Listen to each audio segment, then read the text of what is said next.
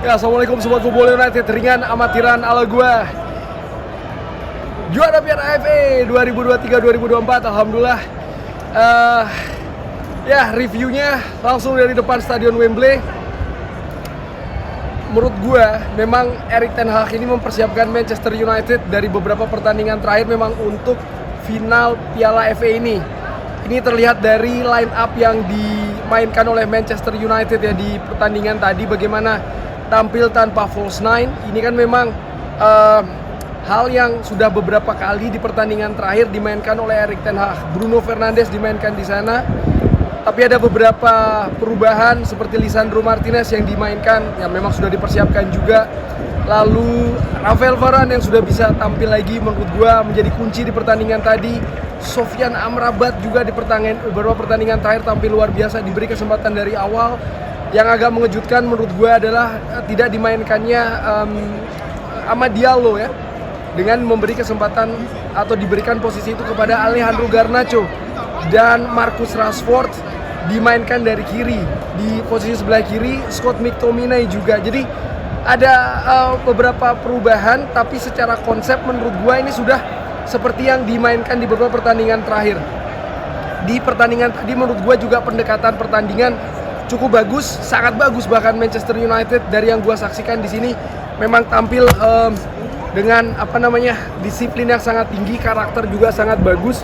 Mereka bermain kerja keras, determinasi juga sangat tinggi di pertandingan tadi. Manchester City tentu saja yang lebih punya kualitas baik secara individu maupun juga secara kolektif, menunjukkan kelasnya dengan lebih banyak menguasai possession, dan menurut gua ini nampaknya memang sudah dibaca dan bisa diantisipasi dengan baik.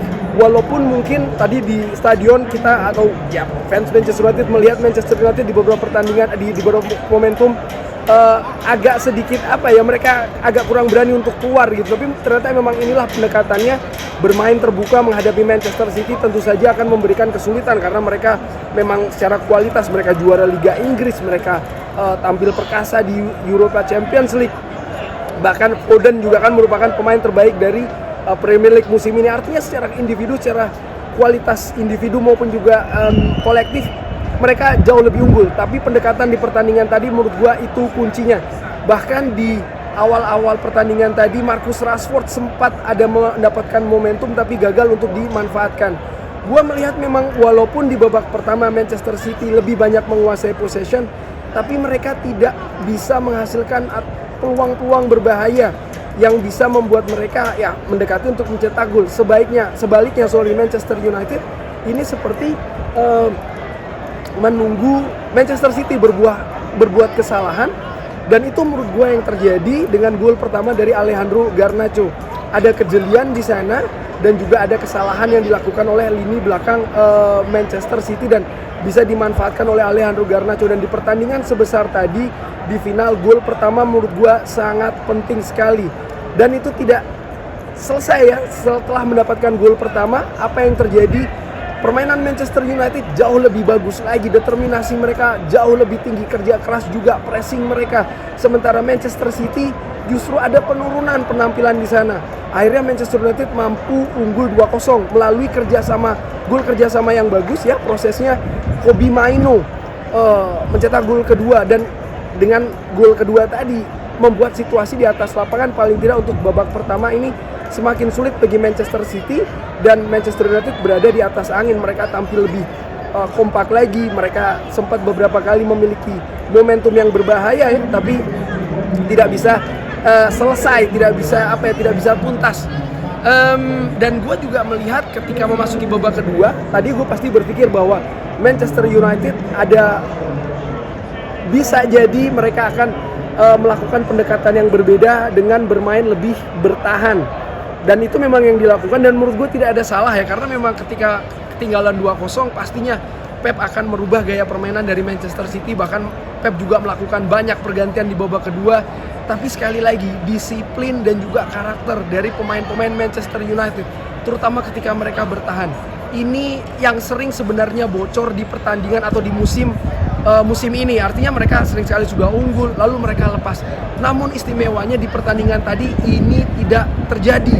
Ini bisa diminimalisir walaupun tadi Manchester City sempat mengecilkan situasi ya melalui Jeremy Doku, dan bisa dilihat gol dari Jeremy Doku itu pun juga terjadi dari luar kotak penalti. Manchester City kesulitan untuk bisa menembus kotak penalti dari Manchester United. Manchester City juga walaupun ada satu peluang tadi yang membentur mistar gawang, tapi secara keseluruhan gua melihat mereka kayak frustrasi ingin menembus lini pertahanan Manchester United yang memang tampil sangat luar biasa ya, sangat disiplin, sangat rapi. Ada beberapa momentum serangan balik yang di babak kedua ya tidak setajam di babak pertama. Namun intinya adalah kemenangan, intinya adalah trofi itu yang diraih di pertandingan tadi. Ada banyak faktor positif menurut gua yang terjadi di pertandingan tadi ya. Paling jelas adalah bagaimana kerja keras karakter dari pemain ini terlihat betul. Uniknya ini juga terjadi setelah kabar sebelum final ini kan disebutkan kalau memang Erik ten Hag akan dipecat. Ketika gue bikin video ini, gue tidak tahu situasinya seperti apa, tapi kabar itu jelas merusak fokus, bisa mengganggu konsentrasi, dan gue bayangkan ya ketika dikabarkan Erik ten Hag tidak akan lagi menjadi pelatih atau manajer dari Manchester United, dressing room akan seperti apa? Akan mau tidak mendengarkan apa instruksi-instruksi, apa arahan-arahan? Bagaimana juga pemain di atas lapangan? Apakah mereka masih tetap ingin meraih kemenangan? Apakah mereka masih ingin bekerja, bermain untuk sang manajernya? Ternyata itu terjawab semua. Mereka tampil luar biasa. Pemain terbaik di pertandingan tadi, gue sangat susah ya karena hampir semua pemain memiliki perannya masing-masing. Sofyan Amrabat by the way istimewa sekali di breaker, tampil tanpa lelah. Inilah sebenarnya yang gue nantikan dari seorang Sofyan Amrabat, tampil tanpa lelah, tampil kerja keras ya, seperti yang ditunjukkan di tim nasional Maroko di Piala Dunia. Gue juga melihat bagaimana penampilan dari Kobbie Mainoo yang walaupun masih usianya muda tapi nampak sudah matang. Bruno Fernandes juga menjadi inspirasi di pertandingan tadi. Lini belakang Lisandro Martinez dan Rafael Varane, duetnya luar biasa. Diogo Dalot pun juga demikian. Semua pemain menurut gua punya peran yang penting di pertandingan tadi. Pun juga seorang Marcus Rashford dan Alejandro Garnacho yang di awal-awal babak pertama ya, artinya sampai dengan pertengahan mungkin agak tidak terlihat, tapi begitu dia mendapatkan momentum, dia langsung bisa maksimalkan. Well, ini merupakan puncak menurut gua dari musim buruk dari Manchester United ya, tapi luar biasa walaupun musim ini musim yang buruk, tapi Manchester United tetap bisa mendapatkan trofi.